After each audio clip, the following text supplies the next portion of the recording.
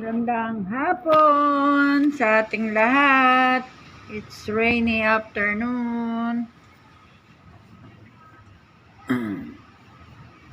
Ang init-init kanina, biglang umulan.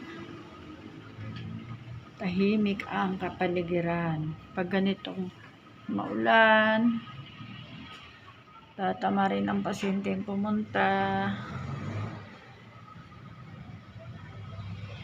Pero since tumitila-tila na, pag tumigil ang ulan, may papasok na ulit ng mga pasyente. Dito ako sa dental clinic.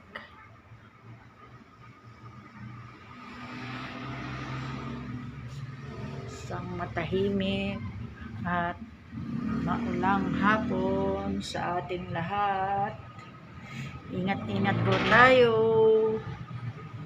sa pagpasok at sa pag-uwi kung saan man tayo galing. Yan lang po, and bye-bye!